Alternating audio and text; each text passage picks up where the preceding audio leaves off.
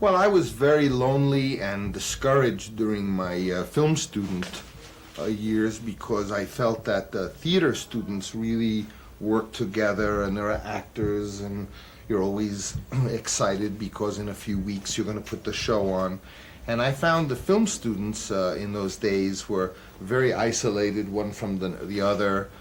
They were always talking in very intellectual terms, and they were more like critics than filmmakers, I thought. And so I was very lonely. I didn't have a lot of friends. I didn't have a girlfriend, and it was very different from my experience as a theater student, where we were always rehearsing and working. So I became very discouraged, and I would write by myself. And I wanted so badly to actually make films or do something, and instead there was all this talk all the time and kind of very intellectual, theoretical, political talk. But no one really did anything, I felt, and so I eventually got a job as an assistant to a man named Roger Corman, who was a Hollywood producer, an older man than myself, who was producing these kind of horror films and Vincent Price, Edgar Allan Poe films, and so I was very happy because, I am happiest when I'm doing something. Because when I was in film school, nobody made it in the film business. Everybody said, if you go to film school, you'll end up a ticket taker at Disneyland. You'll be selling tickets at Disneyland. That's the only jobs that they hire film students for.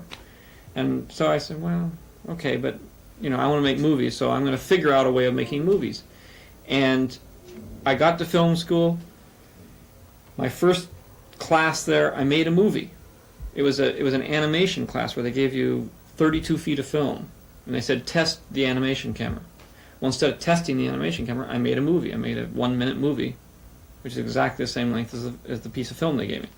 And I put sound to it, and music, entered it in film festivals, won all the international film festivals. So, and then I went on, and I kept doing that. And all my friends at school were sitting around saying, oh, they never give us any film, I can never get a camera, I never get to make any movies, I don't like it here at school, I'm never getting to do what I want to do, I can't make movies. And I was just making movies. It was George's idea to do a movie set in Vietnam because the word was coming back. Vietnam was like a war, unlike any war that had come before. And the stories from the soldiers who came back was extraordinary. And so George got a friend, John Milius, who had a lot of buddies who were in the war, and together they cooked up the project.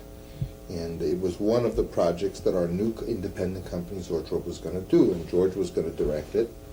16 millimeter he was going to do, and he was going to make it sort of like a combat film. And a few years went by, and we had some bad luck, and a lot of our projects, we couldn't get the money, and so people were going off to do their own thing. And of the scripts we had, Apocalypse Now was like the best script. So I asked George if he wanted to do it, and he was already committed to Star Wars. I asked John Milius if he wanted to do it. He, for some reason, I don't know why, he didn't want to do it. And then I got this idea, look, we have a script ready, Apocalypse Now. Maybe if our company makes it, we'll have a movie out, and then with the money we get, we'll continue doing more personal independent films. So I said, I'll just do it myself. Of course, it's easy to say I'll do it myself, but gradually I started to have my own ideas, and I thought, well, maybe I don't want to make it in 16 millimeter, I want to make it in Omnimax or Cinerama. My idea was, well, maybe it'd be interesting. You always see war footage, 16 millimeter. Maybe to see a movie in like Cinerama would be Vietnam, with all this kind of hallucinogenic aspect. I thought that'd be great. So little by little, Apocalypse Now grew more in that direction, and I became more and more interested in the novel Heart of Darkness, which had been originally their idea to make it something like Heart of Darkness. And then I started to really read Heart of Darkness, and it's like I was saying in the class, let's go look at them. And I was so impressed with the beauty of Heart of Darkness and the writing that I wanted to make the movie more and more like that. And of course, though, I was making the production bigger and bigger, because to achieve those scenes of battles and of the dimension was tough to do. It's like a war. For me, I make films what I believe in my heart, or things that are interested me, projects that interest me. And that's always what I've been doing. I started out when I was in film school wanting to make very progressive, abstract kind of movies, which THX is about as close to that in a feature, in the feature form that you can do. Working with Francis, he introduced me to acting and writing, and in a way kept challenging me to do more conventional kind of movies, to see if I could do them. And that's really where American Graffiti came from.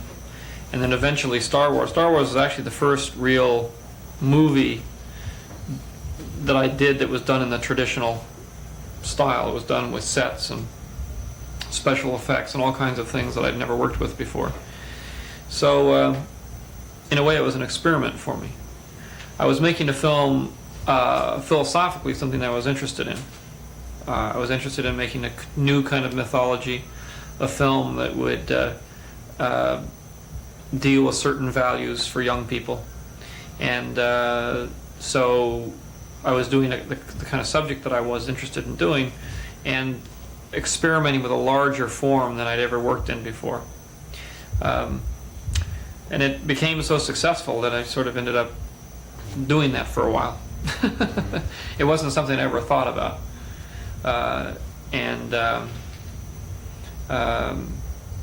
I'm going back now toward a more experimental kind of film.